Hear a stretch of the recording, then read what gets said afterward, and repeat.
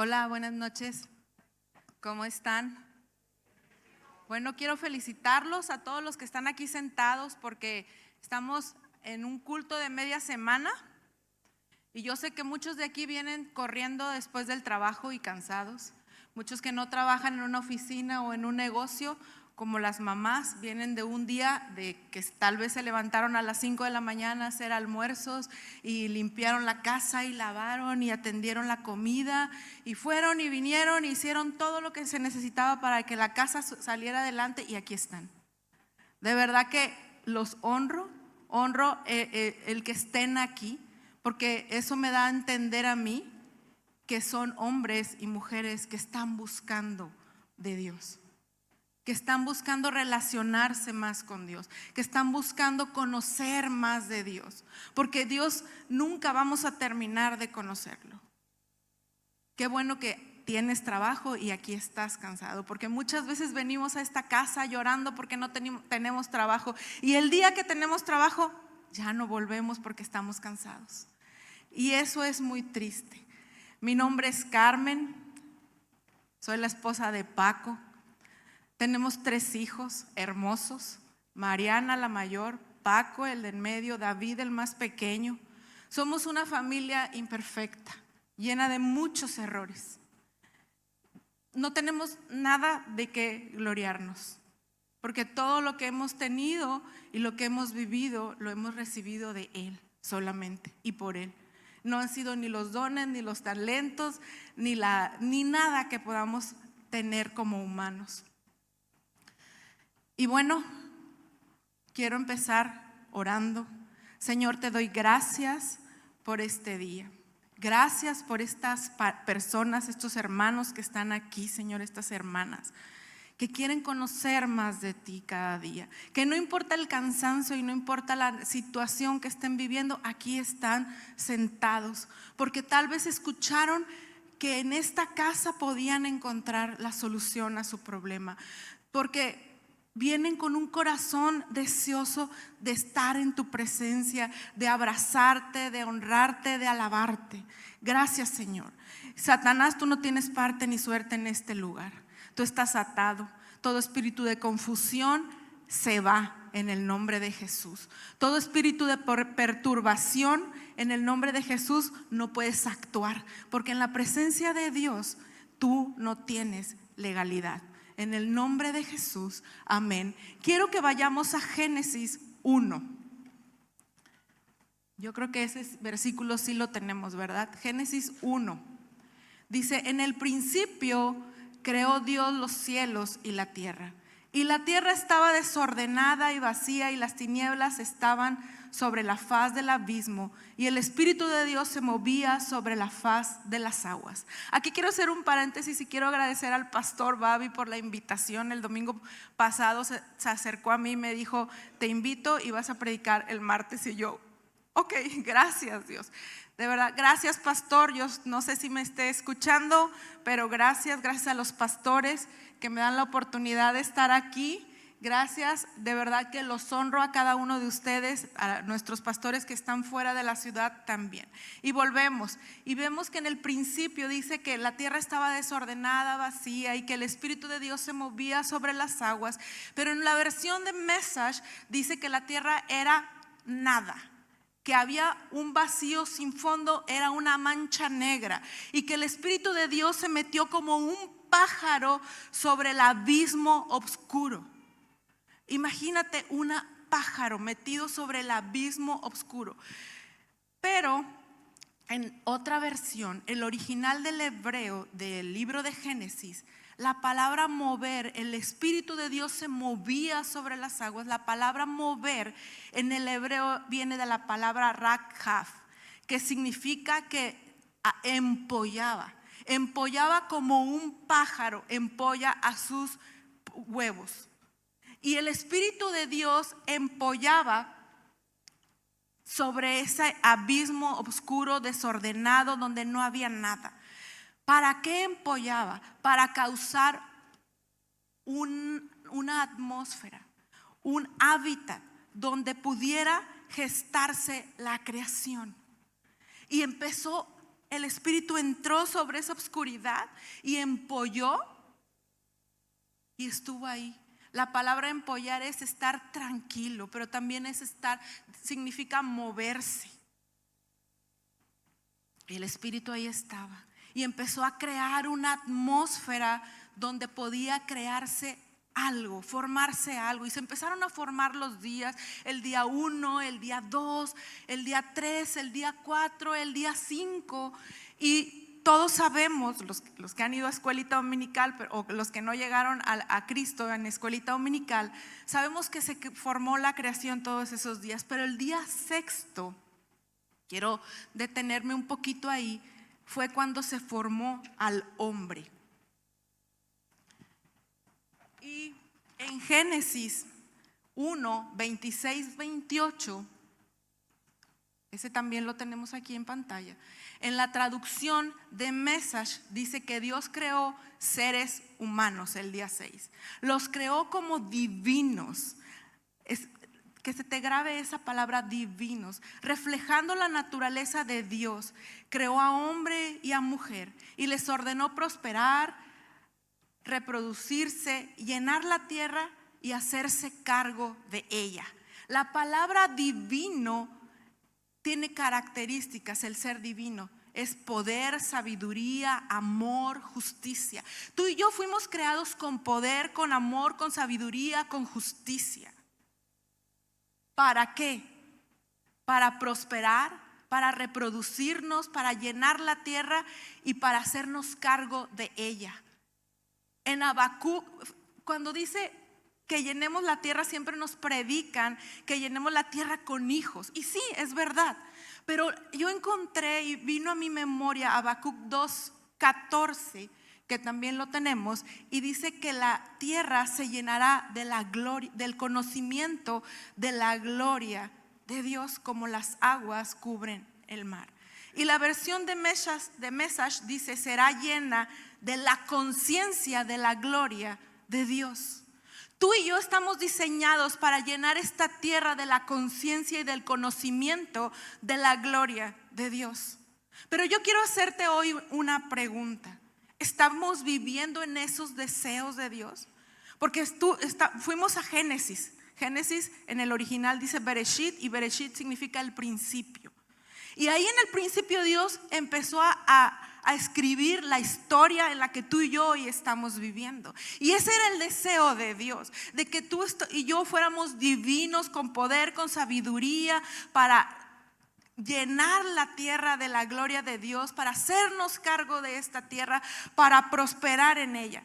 ¿Estamos viviendo en esa condición constantemente o esporádicamente? No me contestes, solo medítalo. En palabra de vida, el Espíritu Santo ha empollado por muchos años.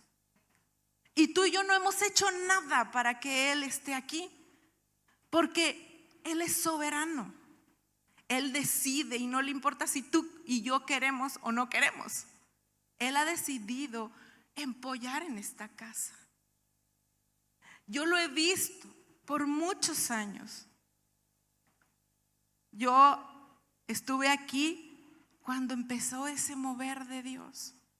Yo aquí estuve tirada en este edificio y en aquel, llorando en la presencia de Dios. Yo vi milagros a causa de que el Espíritu Santo empolló en este lugar. De que vino y se posó. ¿Para qué? Para gestar la gloria de Dios. Y en la gloria de Dios vemos milagros, vemos cosas grandiosas. El Espíritu de Dios empolla sobre aguas. Este año, en enero, en el avivamiento, vino un pastor, Emanuel Carranco, y dio una palabra de Dios. Pero hace un tiempo pequeñito, en el congreso de jóvenes, hace un mes, vino otro pastor que se llama Abraham Reyes y dio la misma palabra. Y quiero que pongamos el video ya. El pastor Alan en una de las predicaciones pasadas nos puso el video de Abraham, donde dice que esta casa, los pozos se volverán a abrir. Pero quiero que que ahora vayamos al video de enero, Y quiero que lo veamos. Palabra de vida, perdón, es un pozo de avivamiento. Palabra de vida bendijo a muchas personas, muchas iglesias de esta nación. Y hoy estoy hablando en el espíritu de lo que Él me habló. Y esto que voy a decir no es presunción, lo digo de verdad, porque toda la gloria es para Él, solamente para Dios. Si yo aceptara todas las invitaciones que tengo, podría estar todos los días de aquí a 3 años en 6 ciudades diferentes. Pero ahora voy donde Dios me dice que vaya. Y estoy aquí porque el Espíritu Santo me habló algo, y se lo dije hoy al pastor Tenorio en la hora de la comida. Le dije: vine acá porque el Espíritu Santo fue muy claro estando en oración. Yo le pregunté: ¿por qué voy a este lugar? Y él me habló claramente y me dijo: porque ahí es un pozo de avivamiento y te estoy llevando para destaparlo de nuevo. Y hoy le vengo a decir a palabra de vida que la gloria que viene para ustedes no se compara a lo que vivieron. Viene algo poderoso, viene algo grande. Hoy le vengo a hablar a palabra de vida que se tienen que preparar, porque los milagros que se van a vivir en este lugar van a ser realmente extraordinarios.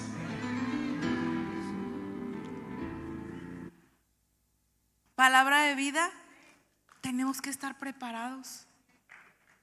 Tenemos que estar preparados.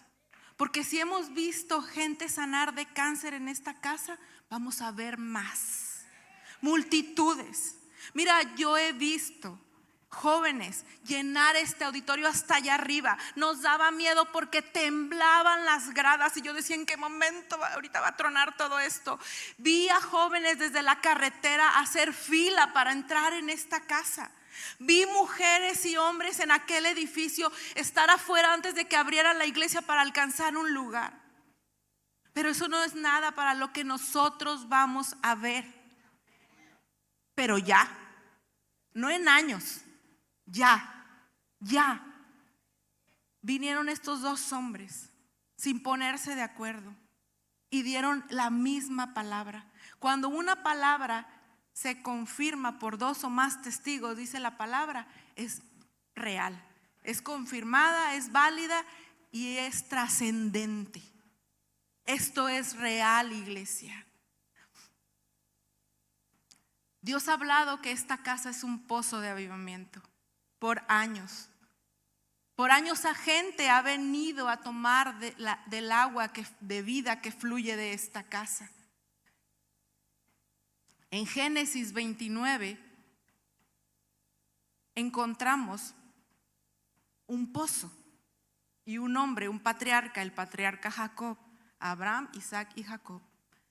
Encontramos a Jacob aquí, y Jacob se encuentra en el pozo de agua, y ahí él hace lo que tiene que hacer para que sus ovejas tomen agua. Lo destapa, remueve la gran piedra. Génesis, en la traducción directa del hebreo, dice: al llegar vio que he aquí había un pozo en el campo, y he aquí que ahí estaban 3 rebaños de ovejas agazapados junto a él, porque del pozo aquel se daba de beber a los rebaños. Y había una piedra grande sobre la boca del pozo. Se reunían allí todos los rebaños, hacían rodar la piedra sobre la boca del pozo y daban de beber a las ovejas. Luego devolvían la piedra sobre la boca del pozo a su lugar. Piedra grande. La referencia de esta porción dice que antiguamente quienes cavaban un pozo hasta llegar al manto freático lo mantenían tapado con una gran roca, a fin de que no tomara agua quien no era de ellos, porque para mover la piedra hacía falta muchos hombres. Los pozos de agua que daban vida a aquellas comunidades en aquella época del Antiguo Testamento tapaban los pozos. Al leer esta porción, yo me recordé de una piedra que fue removida. Es como si la historia nos dijera que los hombres buscan rodar o tapar con una piedra sobre la manifestación de la gloria de Dios. En Mateo 27, 59, 60, versión Reina Valera, dice: y tomando José el cuerpo, José de Arimatea, el cuerpo de Jesús, lo envolvió en una sábana limpia y le puso en un sepulcro nuevo que había labrado en la peña. Y después de hacer rodar una gran piedra, a la entrada del sepulcro, se fue. Quiero que no olvides este pasaje. Vas a decir que tiene que ver con esto, pero tiene que ver mucho. Adelante vamos a entender. Es importante que resaltemos como referencia histórica qué son los pozos para qué eran los pozos. Eran importantes para asegurar la supervivencia. Un pozo de agua viva en lo espiritual es importante para que tú y yo sobrevivamos. Vivimos en un mundo caído con muchos ataques, muchos. Y la única manera de sobrevivir cuando estamos sedientos y deshidratados es beber del agua de vida eterna, que es Cristo. Se tapaban para que no se contaminaran de animales, pero también se tapaban porque había tormentas de arena que venían y llenaban esos pozos. Y tú y yo a veces nos enfrentamos a tormentas de arena. Hace 2-3 días vi en mi teléfono una noticia de una tormenta de arena y dicen, gracias a Dios no hubo un accidente, pero iban en la carretera carros y de repente una tormenta de arena y no se veía nada. Han venido tormentas de arena a nuestra vida, ¿verdad, amor? ¿Verdad, hijos? Han venido tormentas donde no hemos visto nada. Y yo sé que tú también te has enfrentado a esas tormentas. Y esas tormentas han venido y han tapado tu pozo y lo han contaminado.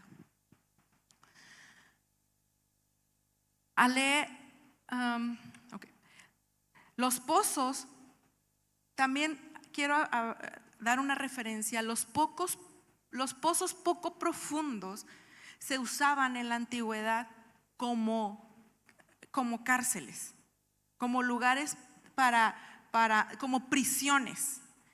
Y los pozos pocos profundos se secaban de agua, pero se llenaban de serpientes, escorpiones y toda cosa ponzoñosa. La historia, no la Biblia, pero la historia hebrea dice que cuando José el soñador fue aventado a un pozo, dice la historia, que Dios lo libró de ser picado de esas alacranes y serpientes, porque los pozos poco profundos se llenan de eso, se secan y se llenan de eso. Es importante que nuestro pozo sea profundo, nuestro pozo en Dios sea profundo. En Génesis 37:24 voy a leer lo de José. Lo tomaron y lo arrojaron al pozo, pero el pozo estaba vacío, no había en él agua. ¿Por qué la Biblia gasta tantas palabras y dice vacío y no había agua? Pues obvio, si estaba vacío y pues no había agua. Pero es eso que te digo. Estaba vacío de agua, pero se llenaba de cosas ponzoñosas. De aquí aprendemos lo importante que es profundizar en el reino de Dios, ya que como pozos nosotros corremos el riesgo de no ser profundos, llenarnos de todas aquellas cosas que no le agradan a Dios y no de esa agua de vida. Quiero hablarles de un pozo muy famoso en el Nuevo Testamento. Pero antes quiero que pensemos y meditemos qué sucede en este pozo del que vamos a hablar. En este pozo fue un lugar de encuentro. Que no se te olvide, para los que anoten, este pozo del que vamos a hablar es un lugar de encuentro. Se expone nuestra condición en ese pozo. Se experimenta una transformación donde se sacia la sed, donde hay sanidad, donde hay liberación, donde hay prosperidad, donde hay una asignación o un llamado. Juan 4, del 4 al 6, vamos a leerlo. Y aquí vamos a encontrarnos con este pozo famoso. Y le era necesario pasar por Samaria. ¿A quién le era necesario pasar por Samaria? A Jesús. Vino pues a una ciudad de Samaria llamada Sicar o Siquem, anótalo, junto a la heredad que Jacob dio a su hijo José, y estaba allí el pozo de Jacob. Entonces Jesús, cansado del camino, se sentó así junto al pozo. Era como la hora sexta. Vino una mujer de Samaria a sacar agua y Jesús le dijo: dame de beber. Vamos a ver varios puntos de esta porción. Le era necesario. Jesús iba de Judea a Galilea, del sur al norte, y en medio de ese camino estaba Siquem o Sicar. Los judíos, cuando iban a hacer ese trayecto, siempre se iban por un camino largo porque no querían pasar por Samaria, porque los samaritanos eran sus enemigos. Pero Jesús dijo: me es necesario. Yo a veces que salgo con Paco, mi marido, y que me dice: vamos a casa de Alan, mi cuñado. Y yo: ay, bueno, vamos. Y me dice: pero antes vamos a pasar por nos. Y ay, siempre hace eso, de que vamos a un lugar y vamos parándonos así a los diferentes lugares. Dice: es que necesito llegar aquí nada más a hacer esto. Jesús le fue necesario pasar por Samaria porque necesitaba pararse ahí. Él en su agenda tenía un encuentro con alguien que no tenía valor como tú y yo tal vez. Pero en su agenda ahí estaba la mujer samaritana a la hora sexta. La hora sexta es a mediodía, donde el sol es lo más fuerte. Y en el desierto, imagínate. Estaba ahí en el pozo de Jacob. Este pozo es muy famoso. Sentado. ¿No te suena familiar? Ahí tranquilo, empollando sobre el agua de ese pozo, como el Espíritu Santo empolló sobre la faz de las aguas al principio para dar forma a la creación. Y ahí estaba Jesús sentado con el sol a todo lo que da. ¿Quién salió al sol el día de hoy? Y ayer y todos estos días. Ahí estaba Jesús esperando. Y de repente se apareció la mujer samaritana. ¿Por qué no dijeron nada más una mujer? O Juanita o Claudia o como sea. ¿Por qué la mujer samaritana? Quiero que vayamos y tengamos un poco de historia y nos remontemos a Salomón. Después del reinado de Salomón, el pueblo de Israel se dividió en dos. Que nunca se te olvide esto, porque así le vas a entender al Antiguo Testamento. Se dividió en dos: en el reino del sur y el reino del norte. El reino del sur estaba con dos tribus: la tribu de Judá y la tribu de Benjamín. Sí, ¿verdad? Benjamín y pocos levitas. El reino del norte estaba con 10 tribus, las 10 restantes. Y Carmen, ¿para qué quiero saber esto? Es cultura general, pero necesitamos saberlo. La capital del reino del norte, donde estaban las 10 tribus, era Sicar o Siquem. ¿Dónde estaba Samaria? En la capital del reino del norte. Los reyes del reino del norte se casaron con mujeres paganas. Este reino tenía la Torá, tenía la ley, seguía la ley. Pero al casarse los reyes con mujeres paganas, estas mujeres trajeron a sus dioses y a sus ídolos y a su ideología. Y se empezó a mezclar, era una fe mestiza. Y por eso los judíos los odiaban, porque ellos habían revuelto todo. Ellos fueron llevados al exilio por Asiria y nunca más regresaron a la tierra prometida. El reino del sur fue llevado al exilio por Babilonia y a los años ellos regresaron y reconstruyeron el templo, que es la tribu de Judá, que hasta el día de hoy los podemos distinguir. El día de hoy, el reino del norte, las 10 tribus, están dispersas en todas las naciones. Y de aquí, de esta historia, sale una frase célebre. Son ellos a quienes Jesús se refirió como la oveja perdida de la casa de Israel. ¿Recuerdas que te dije que el reino del norte se le conocía como la casa de Israel y el reino del sur como la casa de Judá? Ellos son, dice Jesús: yo vengo a las ovejas perdidas de la casa de Israel. Él venía por la mujer samaritana porque era una oveja perdida. Una oveja que había perdido lo original. Estaba mezclada con el mundo. Y él por eso le fue necesario pasar por Samaria, aún corriendo el riesgo de ser apedreado, porque los judíos que pasaban por Samaria, los samaritanos le echaban pleito. Regresando al pasaje de la mujer samaritana, tú lo puedes leer ahí, viene en Juan 4, quiero que tú lo leas en tu casa detenidamente. Y dice, sus discípulos habían ido a comprar comida, tenían hambre, eran 13 con Jesús. 12 se fueron a traer la comida para 13 y lo dejaron solo. Esto no es casualidad. Jesús quería quedarse solo para el encuentro que ya tenía planeado en su agenda. Jesús planeó todo cuando se encontró contigo y conmigo. De esa misma manera. Y de todos, vaya, yo me voy a quedar con ella, con él. Y estando solo, llegó esta mujer samaritana. Era una oveja perdida de la casa de Israel a la que él fue a buscar. Porque él podía tener 99 ovejas, pero si una se perdió, él iba a ir por esa una. Jesús se sentó sobre el pozo, empolló sobre esas aguas. Jesús llegó primero, porque como te dije, él tiene una agenda para esta mujer.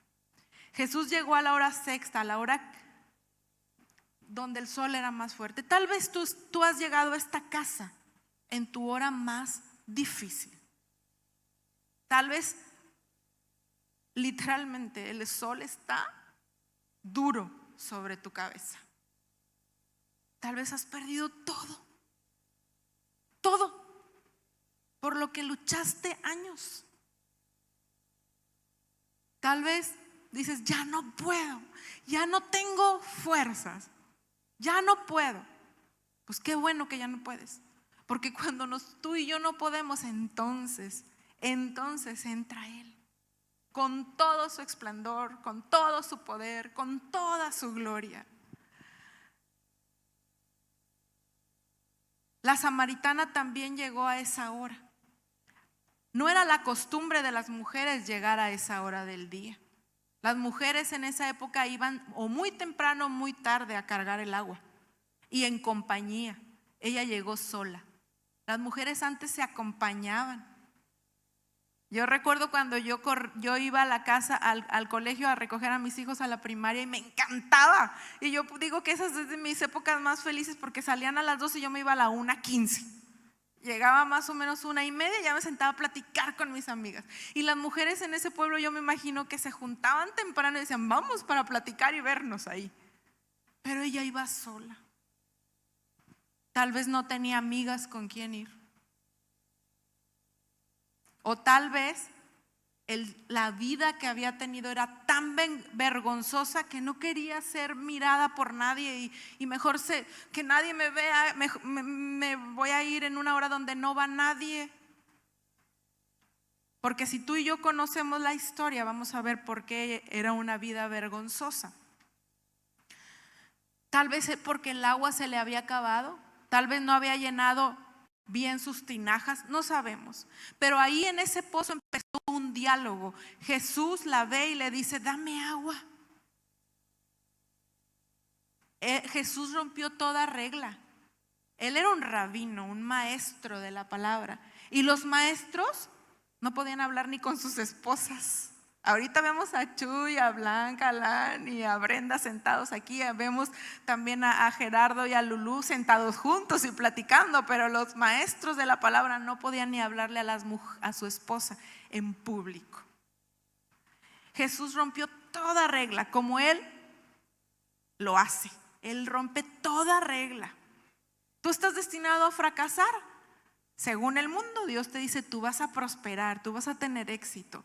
Tú estás destinado a morirte según el doctor, y él te dice vida eterna para ti, salud y sanidad. Él le encanta romper las reglas, y eso me gusta de Jesús. Y él sabía que él no podía hablar con mujeres y dijo, yo hablo con la samaritana porque es la oveja perdida de la casa de Israel por la que yo vengo. Y ella le dice, ¿cómo tú me pides agua? Si tú eres judío, yo samaritana, yo soy mujer. Y los samaritanos y los judíos estamos peleados. ¿Por qué me estás pidiendo agua? Mi agua para ti es inmunda. Porque para los judíos ellos eran una clase de gente inferior. ¿Cuánta gente nos ha visto como menos allá afuera?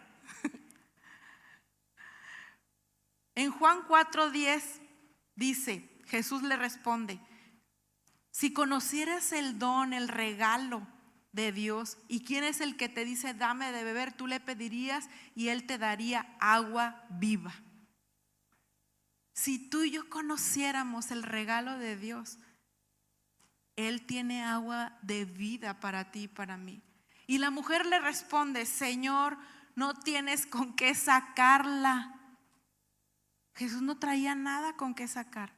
Dice la historia que le decían agua viva porque como brotaba hacia borbollones estaba moviéndose, y por eso le decían agua viva. Y ella pensaba que él le iba a dar del pozo, y la historia dice que el pozo tiene 32 metros de profundidad. Ese pozo tiene más de 3,800 años y hasta el día de hoy fluye agua. Imagínate un pozo natural que hasta el día de hoy fluye agua desde que lo cavó Jacob. Y le dice, tú no traes nada para sacarlo y está bien profundo. ¿Cómo le vas a hacer? Juan 4:12. ¿Acaso eres tú mayor que nuestro padre Jacob, que nos dio este pozo, del cual bebieron él y sus hijos y sus ganados? Porque Jacob era un patriarca. Dice, ¿a poco tú eres más grande que nuestro patriarca? Palabra de vida es un pozo en el cual las generaciones atrás han tomado agua viva. Pero también palabra de vida es un pozo del cual tomarán nuestros hijos y los hijos de nuestros hijos. Es verdad, es verdad. Cuando Paco y yo damos la ofrenda aquí y damos nuestros diezmos y nuestras ofrendas, nosotros sembramos dinero aquí porque sabemos que tal vez un día vamos a ser arrebatados de esta tierra, porque tenemos que ir a la presencia de Dios, pero nuestros hijos tienen que venir a una casa a aprender de Dios. Y por eso nosotros sembramos aquí. Esa es una de las razones.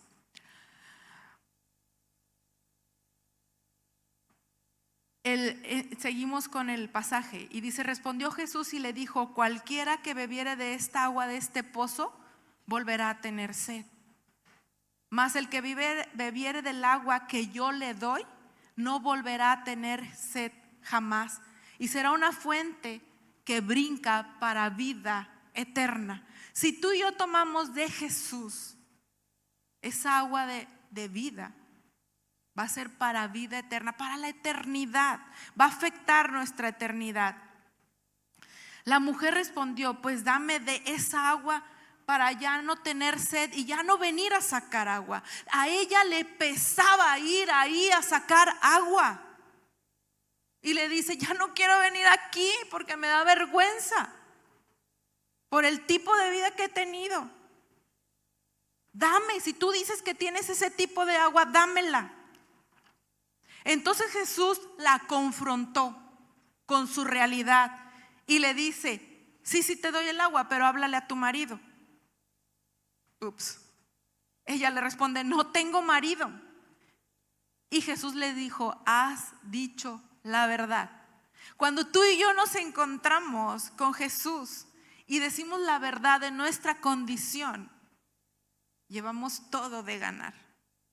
A veces nos encontramos con Jesús y no le queremos decir por vergüenza, por pena, por orgullo nuestra condición.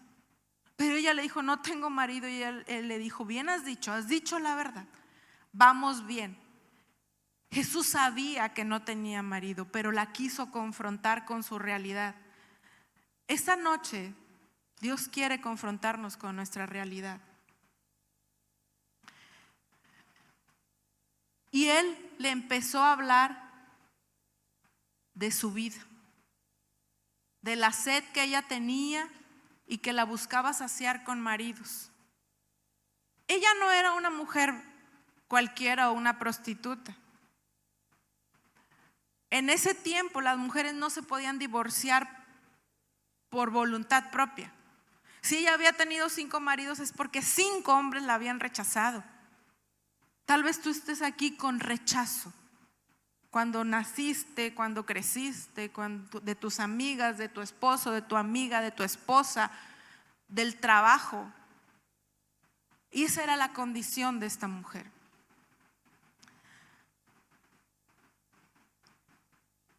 La mujer samaritana en este momento volvió en sí y empezó a reconocer quién era el hombre con el que estaba hablando. Y le dice, ¿eres un profeta? Y empieza a cuestionar. Nuestros padres nos dicen que adoremos en este monte, pero los judíos dicen que adoren allá en el templo. Y Jesús le da una revelación para ese tiempo. Para ti y para mí es bien fácil decir que Dios busca adoradores que le adoren en espíritu y en verdad. Eso es normal para ti y para mí. Pero para esa mujer no, era una revelación. Cuando tú te enfrentas y la gloria te confronta, Jesús es la gloria, es la substancia de la gloria de Dios, es la esencia de la gloria de Dios. Tú recibes revelación. Tú recibes revelación. Esto que te estoy compartiendo fue una revelación. Y ahorita estás recibiéndola. No de mí, de Dios. Que solo Dios se vea en este lugar. Y ella recibió la revelación. Es el tiempo donde no adorarán ni aquí ni allá, ni en este monte ni en el templo de Jerusalén. Los verdaderos adoradores adoran al Padre en espíritu y en verdad. Y esta mujer le dice, al recibir esta revelación, sé que viene el Mesías y Él nos declarará todas las cosas. En otra versión dice, nos explicará todas las cosas. Y Jesús le dice, yo soy el Mesías. Es la primera vez que Jesús cuando caminó en esta tierra, dice, yo soy el Mesías. Nunca había dicho que Él era el Mesías. Y a ella le dijo, yo soy el Mesías. A ti y a mí Él se nos ha presentado como el Mesías, como el Salvador del mundo y de tu vida y de mi vida. Y ella empezó a tener conciencia de quién era el que estaba frente a ella. Conciencia que estaba frente al resplandor y la substancia de la gloria de Dios. Y su vida se transformó. Ella estaba necesitada de un hombre que la protegiera, que la respaldara, y ahí se encontró a ese hombre. En el pozo tú te vas a encontrar con que ahí se va a suplir tu necesidad, la necesidad que tú tengas. Ella tenía la necesidad de ser protegida, y ahí se encontró con la persona de Cristo, y Él la empezó a transformar y le empezó a dar revelación y a confiar en ella, y ella recibió asignación. Dice que ella corrió para contarle a su pueblo, a los samaritanos, que ella había conocido al Mesías tan esperado en ese tiempo. Ella corrió y dijo, miren, me dijo mi vida, me confrontó con mi historia, me transformó, es el Mesías, me dijo que era el Mesías, me dio una revelación que ahora vamos a adorar en espíritu y en verdad. Y ella corrió por el pueblo y lo empezó a divulgar y a contar. Y en el versículo 42 del capítulo 4 Dice, y decían a la mujer, los del pueblo, ellos vinieron, conocieron al Mesías, le pidieron que estuviera 2 días más con ellos. El Mesías estuvo 2 días más con ellos, hizo lo que tenía que hacer con el pueblo, y el pueblo termina diciendo, y decían a la mujer, ya no creemos solamente por tu dicho, porque nosotros mismos hemos oído y sabemos que verdaderamente este es el Salvador, el Cristo. Cuando tú y yo nos encontramos con el Mesías, con el Salvador de tu vida y de mi vida, nosotros recibimos la asignación de correr allá afuera y hablar del Cristo que me salvó, que te salvó. Yo conocí al Señor Jesús a mis 16 años y nunca me he avergonzado del Evangelio. Yo recuerdo que a ese tiempo yo salía con una Biblia aquí que me la vieran. Y yo me sentía orgullosa de salir con una Biblia para todos lados. Y así ha sido mi vida. Imperfecta, me he equivocado muchas veces.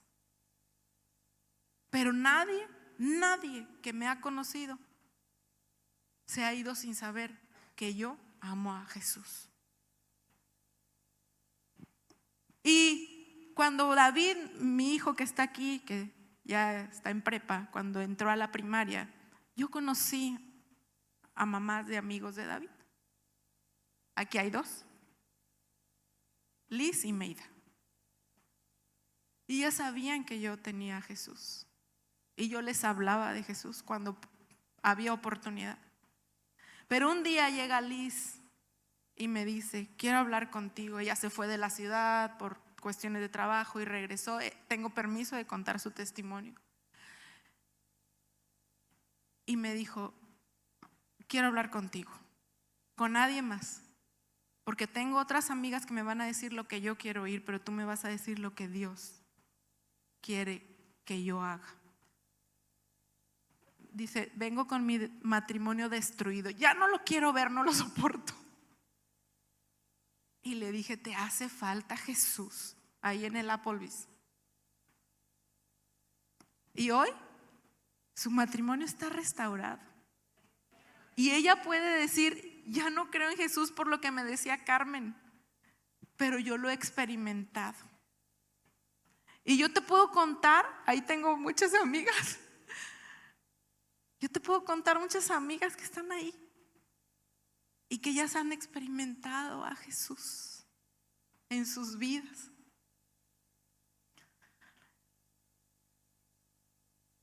Cuando Jesús viene e impacta nuestras vidas, no tenemos más que la asignación de contarle al mundo de Él. Aquí hay varias amigas y empezamos un grupo de mujeres los miércoles. Y ha sido glorioso, ¿verdad? Glorioso. Llegan solas. Ni siquiera las invitamos. Y llegan solas. Y el primer miércoles llegaron. Y el siguiente miércoles volvieron a llegar más. Y dice una, me urgía una que no viene aquí. Una que no tiene la fe que tú y yo. Me urgía venir este miércoles, porque el miércoles pasado yo llegué muy mal aquí. Y si yo le vi una cara así, y yo dije, que él traerá una angustia. Pero no le pregunté, porque en ese grupo dejamos que Dios haga las cosas. No oramos, imponemos manos al menos que Dios nos diga. Oramos en general, pero oramos en toda la semana para que la gloria de Dios se manifieste ahí. Y nos dice esta amiga, tenía una semana tomando medicamento para un dolor que no se me quitaba. Y estaba aquí con ustedes el miércoles pasado y no aguantaba el dolor. Y me tuve que tomar una pastilla aquí, entre ustedes. Pero cuando llegué a mi casa el dolor no estaba. Y la pastilla no me quitaba el dolor, solo lo bajaba. Y desde el miércoles pasado a este miércoles yo no volví a tomar pastilla. Y yo no volví a tener ese dolor. Y nosotros así, porque la gloria de Dios se estaba moviendo en ese lugar un miércoles anterior. Pero en el segundo miércoles llegó una mujer que nunca había tenido un contacto con Cristo. Y escucha la clase y se va. Y al otro miércoles no puede venir porque del trabajo tuvo que salir de la ciudad y le dice a la dueña de la casa, Meida, no voy a poder ir, pero por favor diles a las del grupo que el día que fui al grupo por primera vez, un miércoles antes, yo le pedía 2 cosas a Dios que toda la vida las he tenido ahí pendientes. Y le dije a Dios, Dios, con que me hagas una de esas, si tú estás muy ocupado y les vas a hacer milagros a las demás, con uno que me hagas a mí. Dios le hace los milagros a todos. Él no dice, ya se me acabaron las bolsitas de dulce. No, Él tiene para todos. Él tiene para todos. Y estábamos ahí y nos dice, no, nada más Dios me hizo un milagro, me hizo 2, que por años yo los estaba esperando. No me preguntes qué milagro, porque no sé. Yo no le pregunté, nomás dijo 2 milagros. 2 cosas que estaban detenidas por tiempo atrás en mi vida, ¿sí o no, Meida? Y así hemos estado viendo la gloria de Dios. Nos llegó gente, nos ha llegado mujeres policías ahí y han estado llorando en la presencia de Dios. De verdad, eso es cuando tú te encuentras con Jesús y Jesús empolla en el pozo de agua. Dice en Juan 7:37, 28, y ya me voy a apurar. En el último y gran día de la fiesta, Jesús se puso en pie y alzó la voz diciendo, si alguno tiene sed, venga a mí y beba. Y el que cree en mí, como dice la escritura, de su interior correrán ríos de agua viva. Te tengo noticias. Los pozos ya no son así como estos que yo te contaba. Ahora tú y yo somos pozos de agua viva. Si creemos en Él, si tenemos sed de Él, de nuestro interior fluyen ríos de agua viva para las personas de nuestro alrededor, para nuestra vida, para nuestra familia. Al igual que la samaritana, cuando creyó en Jesús y lo reconoció y fue consciente de Él, cuando tomamos conciencia de la gloria que está frente a nosotros, de la gloria que cargamos, de la gloria que se nos metió, entonces somos un pozo de agua viva para nosotros, para nuestra familia, para la iglesia, para la ciudad, para el trabajo, para la nación. La manifestación de la gloria de Dios en nuestra vida, familia, iglesia depende de nuestra conciencia de Jesús. ¿Sabes que tú cargas a Jesús para todos lados? Y a veces andamos por todos lados y no nos acordamos que Jesús está ahí. Por eso no fluye ese río de agua viva. Por eso no vemos los milagros, los prodigios, las maravillas. Mira, mientras estaba yo hablando todo este tiempo, ha estado habiendo sanidades, liberaciones. No porque sea yo, porque yo, como te dije, soy bien imperfecta, pero es la palabra. Y cuando la palabra se habla y se declara, causa efecto. Causa efecto.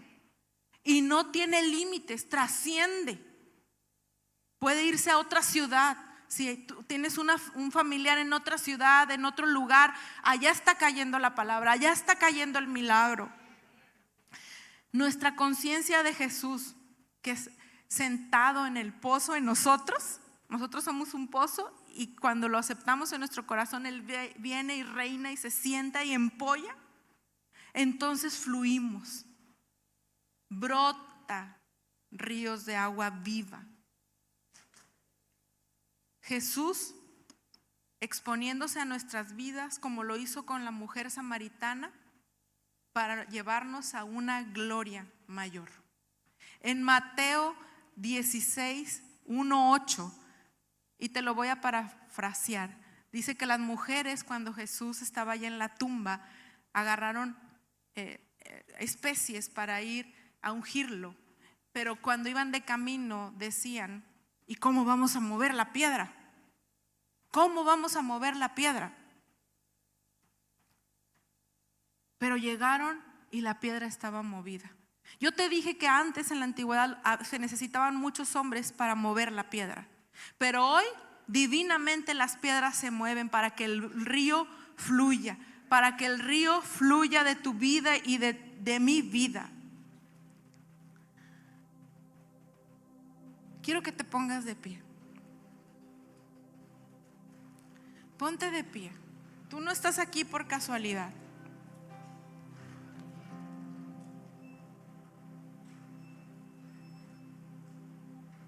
¿Qué está tapando tu pozo? ¿Qué piedra tan pesada y tan grande está tapando tu pozo que no deja manifestar las señales, las maravillas, los prodigios, los milagros, las sanidades, la liberación, la restauración? Es tiempo de que quien no ha visto la gloria de Dios la vea y sea quitada toda duda. Cuando alguien no ha visto los milagros de la gloria de Dios, duda de que Dios se mueva. Yo tengo un amigo que está aquí y que en enero que vino al avivamiento dudaba de Dios y se le llenaron sus manos de escarcha y la veía. Pero la incredulidad es peor, porque la incredulidad es cuando vemos a Dios actuar y no creemos. Que Dios nos libre de la incredulidad. Hemos visto que Dios te sanó de cáncer, pero dudamos de que Dios pueda restaurar mi matrimonio. No, eso es incredulidad. No dudes. No dudes. No seas incrédulo. No seas incrédulo. Tú cargas la gloria de Dios dentro de ti. La gloria de Dios te va a dar sabiduría para emprender negocios, para sanar. Aquí está David y la semana pasada él llegó mal emocionalmente a la casa y comió agachado y no quería que le viera su rostro porque traía una alergia. Pero al otro día me dice: mamá, ¿qué crees? Él conoce la gloria de Dios. ¿Qué crees? Dijo: ya no aguantaba esto y me salí de la clase y me fui al baño y Dios me dio un versículo de sanidad y lo empecé a repetir y a repetir y a repetir y a repetir. Y me salí cuando la clase tenía 15 minutos de empezada y me quedé ahí en el baño adorando a Dios y repitiendo el versículo de sanidad que me había dado.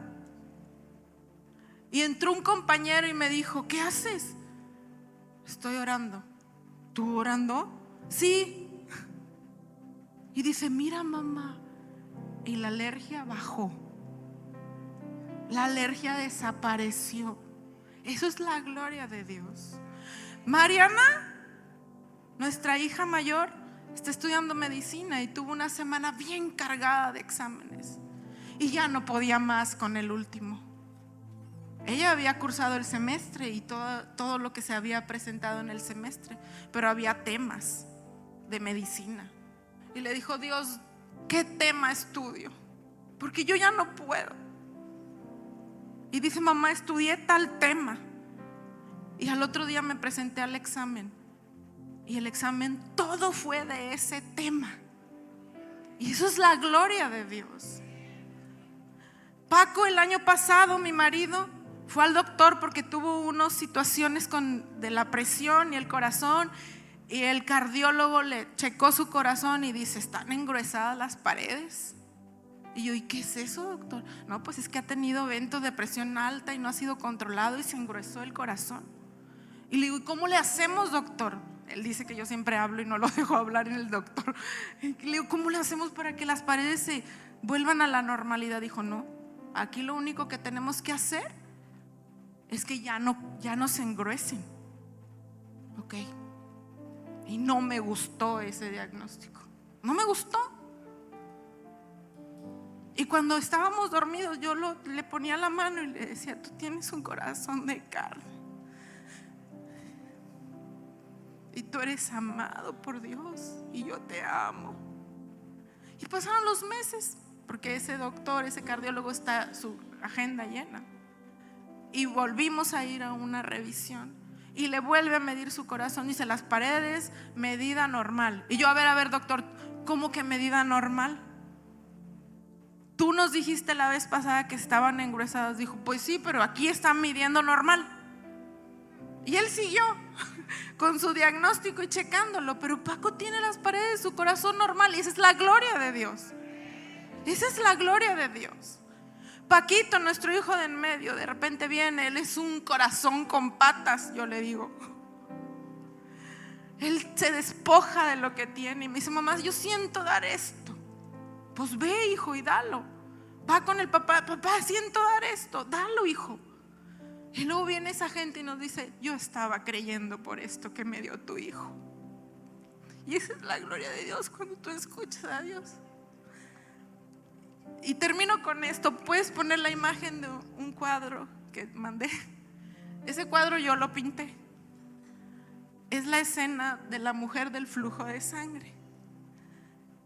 Y cuando David tenía 6 años, yo tuve una hemorragia y quedé en 5 de hemoglobina. Y aquí está la doctora Carmina, y ella vivió eso conmigo. Y la doctora me hablaba y me decía: no salgas de tu casa. Si tú tienes un accidente, no la cuentas. Porque yo me le salí del hospital porque me querían operar y me querían quitar la matriz. Y yo dije: no, me voy a morir. Si no me morí de la hemorragia, me voy a morir cuando me abran. Tengo 5 de hemoglobina. Firmé mi alta y me salí. Y una mañana, ¿cómo pude? Me hinqué en mi cama, no me bajé. Me hinqué y le dije: Señor, mi abuela se murió con su matriz y tuvo 10 hijos. Y me acordé de la mujer del flujo de sangre y le dije: tú eres el mismo ayer, hoy, por los siglos. Y si lo hiciste por ella, lo vas a hacer por mí. Yo necesito ver esa cosa salir de mi cuerpo.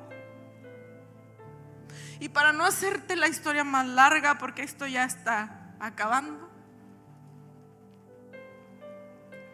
yo expulsé ese mioma que me causaba esas hemorragias.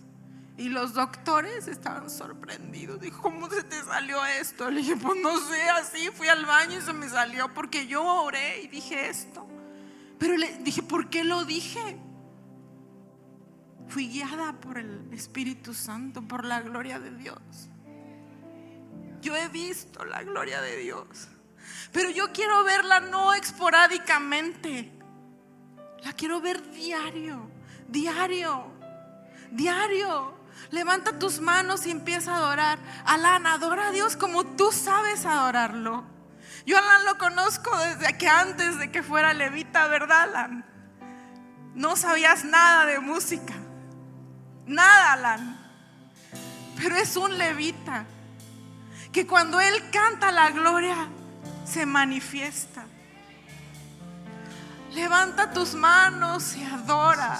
Adora al que está dentro de ti, a la gloria que se te metió, para que los ríos de agua viva fluyan de ti. Y que esta casa se llene de la gente que tiene necesidad de restaurar su familia, que tiene necesidad de vivir más años y no ser desahuciados, que tiene necesidad de llevar provisión a su casa, que tiene necesidad de que sus hijos sean libres. Necesito adorar.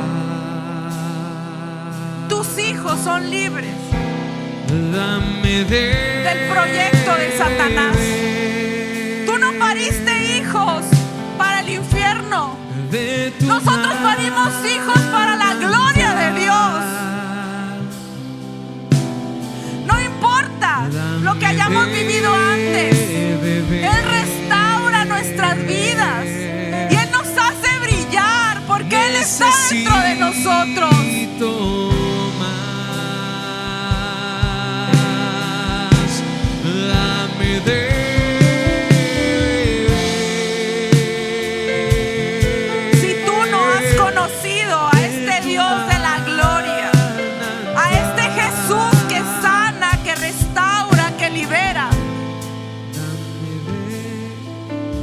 quiero que pases aquí al frente.